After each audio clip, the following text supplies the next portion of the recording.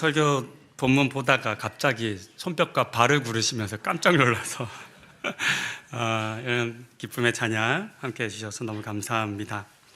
주연절 네 번째 주일에 뵙습니다. 잘 오셨습니다. 지금까지 우리는 요단강에서 하나님의 아들로 드러나신 예수님을 보았고, 세상 죄를 지고 가는 어린 양으로 드러나신 예수님을 보았습니다. 지난주에는 흑암이 가득했던 스불론과 납달리 땅의 백성들을 구원하시며 세상의 빛으로 드러나신 예수님을 보았습니다. 그리고 오늘은 산상복음으로 알려진 예수님의 가르치심을 통해서 하나님의 나라가 어떤 곳인지를 세상에 드러냅니다. 그리고 동시에 우리가 어떻게 이 복을 받고 또 누리며 살 수 있는지에 대해서 들려줍니다. 그 내용 함께 살펴보고자 합니다. 먼저 이 말씀이 선포된 산에 담긴 의미를 간단하게 나눕니다. 유대인들에게 산 하면 우선적으로 두 곳이 떠올랐을 겁니다. 먼저는 아브라함이 믿음으로 이삭을 하나님께 드린 모리아 산이고, 다음은 출애굽한 이스라엘 백성들이 하나님을 만났던 시내산입니다. 구약 성경에서 산은 항상 거룩하신 하나님께서 인간들에게 자신을 나타내신 현현의 장소였습니다. 그 중에서 시내산은 하나님의 말씀과 가르침이 선포되었다는 점에서 오늘의 본문에서 팔복이 선포된 산과 매우 유사합니다. 그래서 구약에서의 말씀의 선포의 산, 그리고 오늘의 본문에 기록된 이 팔복의 산을 신약에서 하나님 나라의 말씀이 선포된 산이라고 보기도 합니다. 시내산은 백성들에게 두려움의 산이었습니다. 빽빽한 구름과 번개와 감당할 수 없는 나팔 소리 속에서 하나님이 임재하셨고, 백성들은 감히 그 하나님 앞에 가까이 나아가지 못한 채 멀리서 서서 두려움 가운데 떨고 있었습니다. 그곳에서 모세는 하나님의 율법을 대신하여 받아 백성들에게 들려주었습니다. 이제 애굽을 떠나 광야에서 살아가게 될 너희가 새롭게 살아가야 할 삶의 방법, 법과 식에 대한 말씀을 들려주셨죠. 하지만 오늘의 본문의 산은 그때와는 전혀 다른 풍경을 보여줍니다. 여기에는 두려운 구름도 백성들을 막아서는 경계도 없습니다. 어떤 긴장감이 보이지 않습니다. 오히려 아주 친밀하게 예수님 가까이에서 예수님의 말씀을 들을 수 있습니다. 가장 큰 차이는 하나님의 말씀이 선포되고 백성들에게 전해지는 방식입니다. 시내산에서는 모세가 하나님의 말씀을 받아서 대신 백성들에게 전달해 주었습니다. 하지만 이 산에서는 하나님이신 예수님께서 직접 그 말씀을 백성들에게 선포하여 들려주셨죠. 그래서 이전의 율법과 이전의 말씀들이 여러 다른 각자 자기가 직접 들은 말씀으로 여기지 못하는 한계가 있을 수 있습니다. 그러나 예수님께서는 그곳 가운데 선포되었던 그 말씀을 오늘의 이 팔복의 말씀 속에서, 그리고 7장까지 이어지는 산상복음의 말씀 속에서 실제적으로 우리 삶에 어떻게 그것이 적용되어야 하는지에 대해서 구체적으로 말씀을 들려주셨습니다. 이 같은 의미를 가진 산에 예수님께서 오르셨습니다. 그리고 1절에 따르면 그곳에서 앉으셨고 말씀을 가르치셨다라고 합니다. 예수님께 앉으셨다라고 하는 표현이 성경에 그렇게 많이 기록되어 있지는 않은데요, 오늘 본문에 기록된 이 앉으셨다라고 하는 표현은 고대 유대 사회에서 랍비들이 가르칠 때 보였던 행동, 모습이었습니다. 서서 강요하고 그런 것이 아니라 뭔가 공식적이고 권위 있는 판결을 내리거나 말씀을 가르칠 때는 준비된 자리에 앉아서 그것을 선포하는 방식으로 가르쳤습니다. 그 자세를 의미한다고 합니다. 이처럼 산에 오르시고 또 권위자로 앉으신 예수님의 모습을 통해서 산상복음의 말씀이 단순히 좋은 덕담을 나누신 이야기가 아니라는 것을 우리는 짐작할 수 있습니다. 보통 우리는 부자가 되고 좋은 성과를 얻고 건강하고 뭐 어디 취업을 하거나 합격을 하고 뭐 이런 것들을 복이라고 생각합니다. 그래서 이런 복을 얻기 위해서 애쓰고 노력합니다. 또 하나님께 이런 복을 좀 주시기를 간구하며 기도합니다. 그것이 잘못된 건 아니죠. 우리가 받아야 할 복이 맞습니다. 하지만 오늘 본문이 우리에게 들려주고 있는 복인 가난한 자의 복, 애통하는 자의 복, 온유한 자의 복, 의에 줄이고 핍박받는 자에게 주어지는 이 복과는 조금 다른 복이라 할 수 있겠습니다. 팔복은 내용을 잘 아시니까 팔복 전체에 대해서 한번 이야기해 봅니다. 이런 복들은 어떤 의미에서 우리에게 복이 되는 것일까요? 그리고 우리는 이 팔복의 말씀을 어떻게 받아들이고 또 해석해야 할까요? 문자적으로 받아들여서 가난한 자에게 복이 있다 그러니까 이제부터 우리 가난해져야 할까요? 여러분 예수님께 주시는 복 받고 싶으시죠? 자, 받고 싶으시죠? 그렇죠? 근데 오늘 본문 보니까 가난해져야 된대요. 자, 이제 헌금하세요, 다. 이거 아니죠? 하나님 나라에 사는 법이라고 하니까 이제부터라도 우리는 복 받기 위해서라도 가난해지고 또 핍박받는 삶을 살아야 하는 것일까요? 그렇지는 않습니다. 이 같은 오해는 팔복의 말씀을 복을 얻는 조건으로 생각하면서 읽기 때문입니다. 이것이 팔복을 읽을 때 우리가 가장 조심해야 하는 성경 읽기의 방법입니다. 예수님께서 들려주신 것은 지금 복을 받기 위해 조건이나 자격이 무엇인지를 들려주신 것이 아닙니다.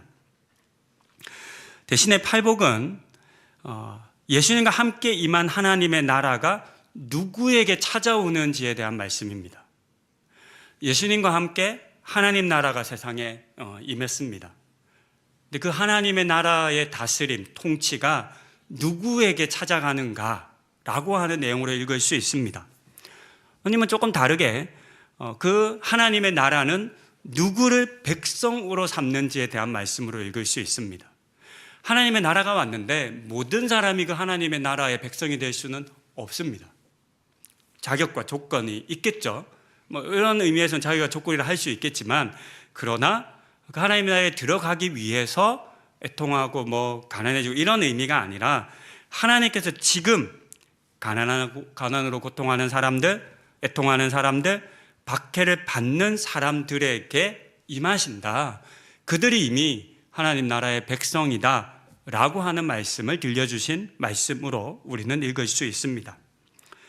조금 더 자세하게 팔복의 내용을 살펴보려 하는데요, 오늘은 각각의 내용을 살펴보는 대신에 이 팔복과 예수님의 삶의 모습이 가진 공통점으로 한번 살펴보겠습니다.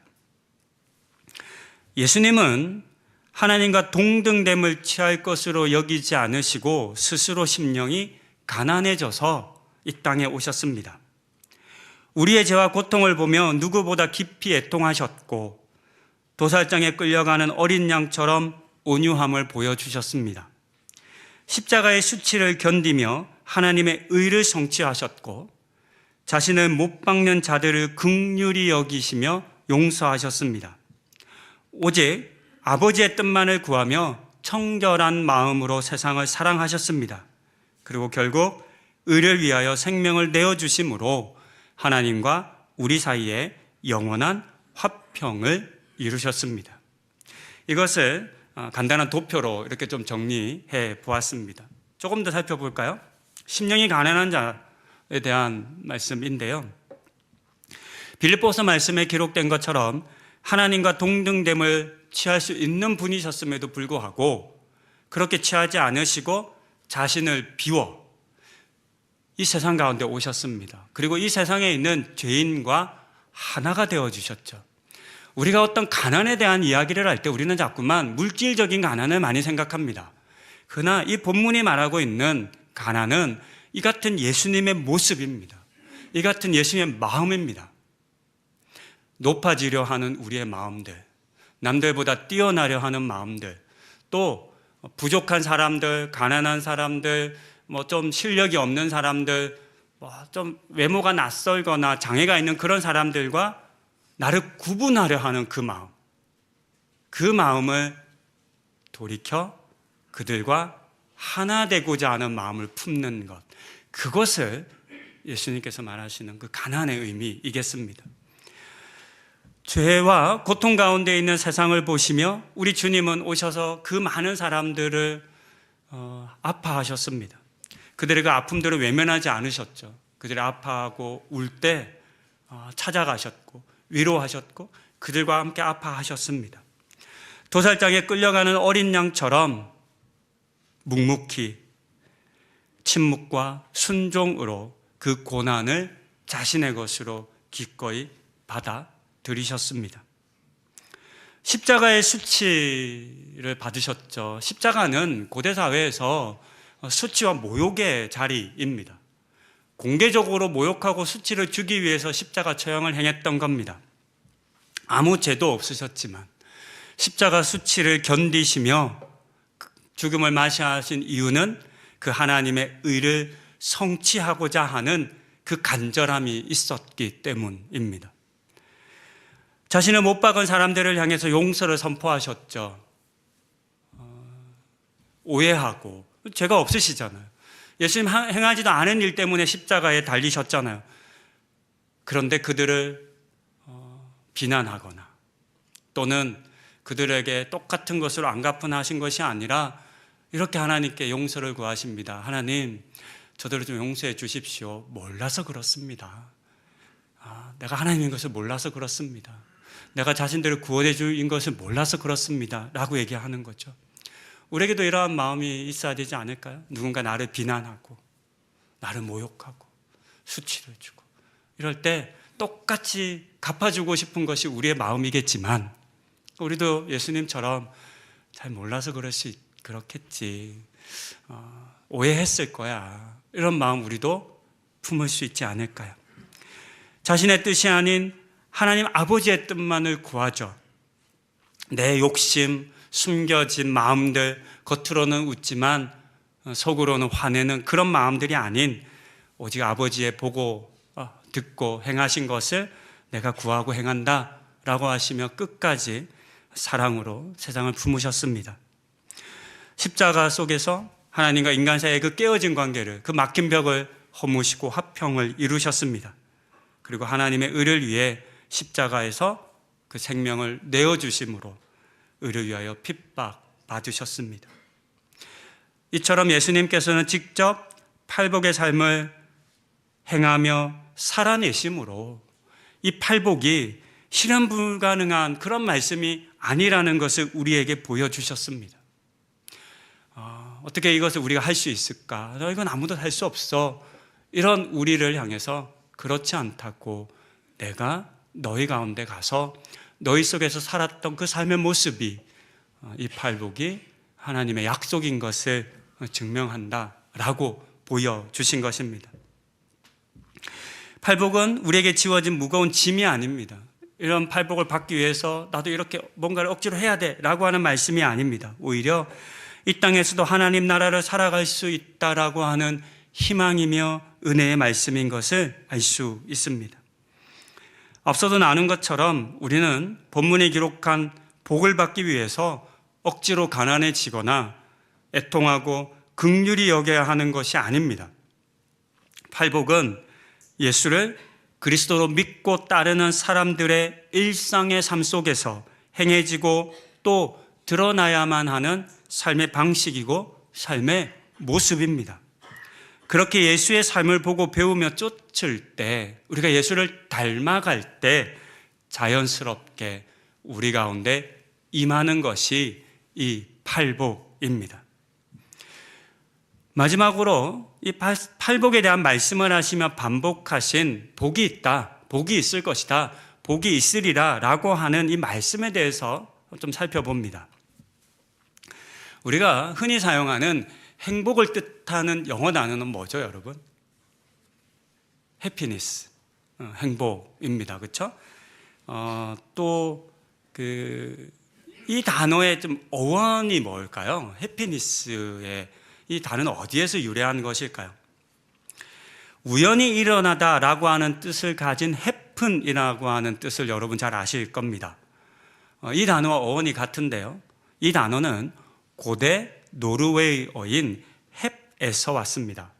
행운, 찬스, 그리고 우연한 사건 등을 의미하는 게르만어가 이 단어의 어원입니다. 이 같은 어원을 생각해 보면 나에게 좋은 조건과 환경이 우연히 맞아떨어질 때 누릴 수 있는 것이 행복이라는 의미인 것을 우리는 알 수 있습니다.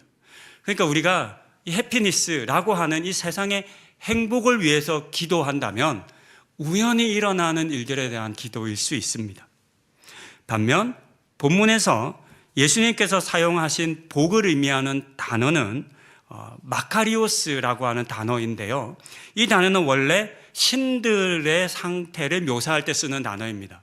그러니까 고대어에는 성경도 그렇지만 사람을 주어로 쓸 수 있는 단어가 있고 사람에게는 절대로 쓰지 못하고 신에게만 쓰는 단어들이 있거든요. 이 단어가 좀 그런 단어입니다. 물론 후대에서는 아무런 걱정 없이 사는 사람이라고 하는 사람을 표현할 때 쓰는 단어가 되기도 했는데요. 이 단어는 본래 신들의 상태를 묘사할 때 인간의 고통이나 노동, 세상의 변화에 전혀 영향을 받지 않는, 어떤 것으로도 영향받지 않고 변하지 않는 영원한 기쁨과 만족을 누리는 신적인 상태를 의미하는 단어입니다. 이것을 복이라고 여긴 겁니다. 영향받지 않는 것, 변하지 않는 것, 이것을 복이라고 한 겁니다. 이 단어의 의미를 통해서 팔복이 우리가 살아가는 세상의 상황이나 환경에 의해서 결정되는 것이 아니라 전적으로 하나님의 약속으로 말미암아 주어지는 것임을 우리는 다시금 확인할 수 있습니다. 그런 점에서 팔복은 우리의 어떠함으로 쟁취하는 것도 아니고 마찬가지로 상황이나 환경이 바뀐다고 해서 사라지거나 변하는 것도 아니라는 것을 우리는 기억해야만 합니다. 우리가 예수를 믿고 그의 삶을 쫓아 살아간다면 예수님께서 그러하셨던 것처럼 반드시 임하는 복, 누리게 되는 복입니다. 그러니 이 복을 우리가 누리기 위해서는 이 복의 구체적인 뭔가 하나하나를 행하는 것이 아니라 예수를 닮아 살아가시면 됩니다. 이제 말씀을 마무리합니다. 오늘의 본문이 포함된 마태복음 5장부터 7장에 기록된 산상복음의 말씀은 때로 우리가 세상에서 복받으며 살아가기 위해 필요한 도덕이나 윤리에 대한 가르침으로 읽혀지곤 합니다. 많은 사람들이 예수의 말씀을 세상 살아가는데 좋은 말씀이야 라고 인정합니다. 하지만 그 정도에 머물지 않습니다. 지금까지 보신 것처럼 이 말씀은 그리스도인들이 세상 속에서 실천해야 할 윤리가 아니라 하나님 나라의 법과 식입니다. 그리고 우리는 본문에서 말씀하신 이 모든 복들이 이 땅에 오신 예수님을 통해서 세상에 온전히 드러난 것을 확인할 수 있습니다.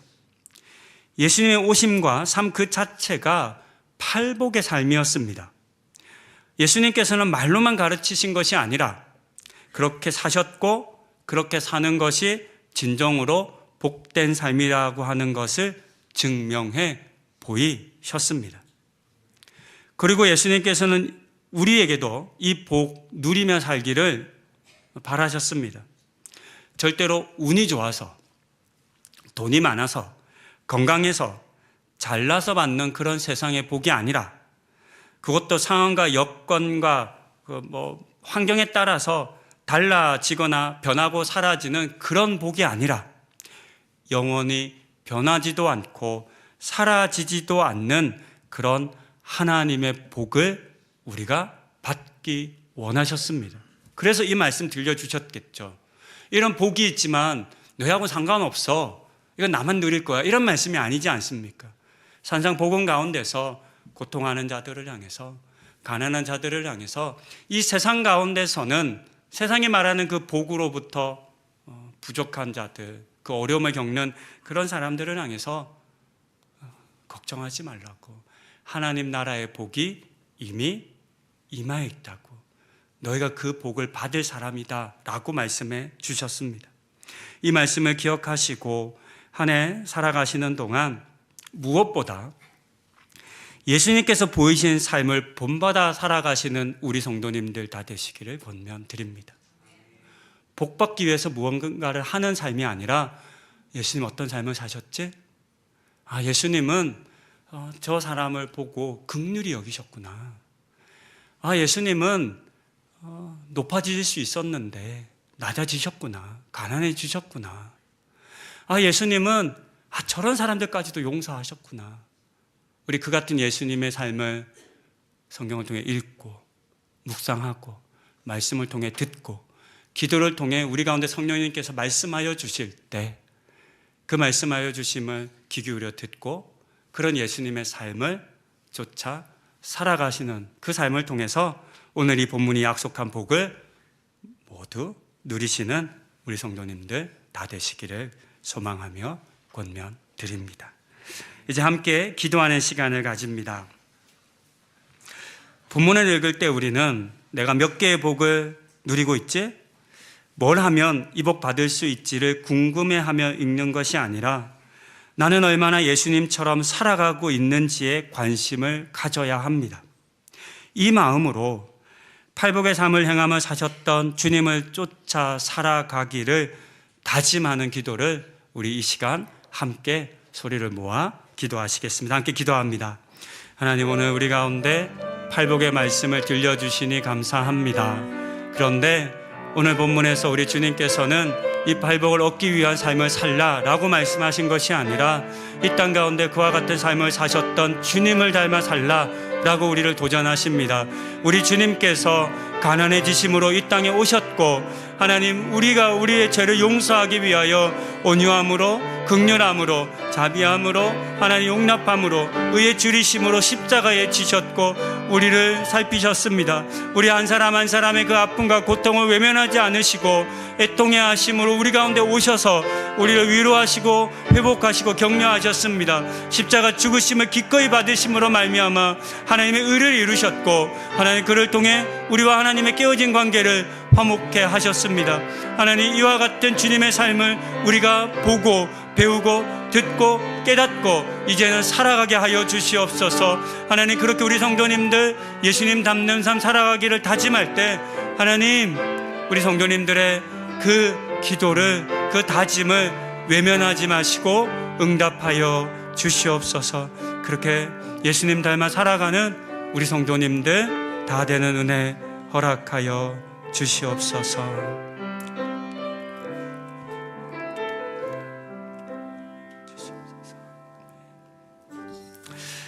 이제 우리 다 같이 2월의 공동기도문으로 이 기도를 마무리하기 원합니다. 들어오실 때 2월의 공동기도문 배부해 드렸는데요. 이 기도문으로 함께 기도합니다. 어둠 속에 있던 우리를 불러내어 세상의 빛이 되게 하신 하나님, 사순절이 시작되는 2월에는 우리가 속한 모든 삶의 자리에서 착한 행실의 빛을 발하게 하시고 우리를 통해 오직 하나님의 영광만이 드러나게 하소서. 하늘교회의 예배와 사순절을 위해 기도합니다. 인간의 참된 목적이 하나님을 예배하고 즐거워하는 일에 있음을 깨닫고 회복하는 우리 공동체가 되게 하소서. 하나님의 사랑을 기억하는 사순절 되게 하셔서 십자가의 고난과 사랑 앞에 자신을 낮추는 참된 예배로 나아가게 하소서. 말씀 읽기와 탄속 음식을 통해 모든 성도가 말씀 앞에 정직히 서고 피조세계를 파괴하는 습관을 덜어내며 사랑하는 습관을 몸과 마음에 새기게 하소서. 모든 성도들이 주님의 고난과 사랑을 삶의 자리에서 기억하며 살아내게 하소서. 교회 공동체를 위해 기도합니다. 사람의 생각과 뜻보다 하나님의 뜻을 우선하며 말씀을 즐거워하고 겸손히 하나님 나라를 이루어가는 공동체가 되게 하소서. 이러한 믿음의 유산이 다음 세대에 이어질 수 있도록 장년 세대가 다음 세대를 위해 기도하기를 멈추지 않게 하소서. 청년부 수련회와 유년부 성경학교와 함께 하셔서 참여하는 다음 세대들이 예수 그리스도를 인격적으로 만나 말씀 안에서 믿음이 자라나게 하시고 이후의 삶 속에서도 신앙의 걸음이 이어지게 하소서. 하늘교회 성도들을 위해 기도합니다. 명절을 맞아 온 성도들이 샬롬을 이루며 감사와 기쁨으로 교제하게 하시고 홀로 이 시기를 보내는 이들에게는 주님의 위로와 평안을 더하여 주소서. 명절에 소외된 이웃들, 외로움과 결핍을 느끼는 이들을 기억하게 하시고 그들에게 다가가 예수님의 사랑을 실천하게 하소서. 지치고 힘든 성도들에게는 주님의 평안과 쉼을 허락하시고 각자의 자리에서 소금과 빛의 사명을 감당하며 사랑과 돌봄으로 그리스도의 몸을 세워가게 하소서. 예수 그리스도의 이름으로 기도합니다. 아멘.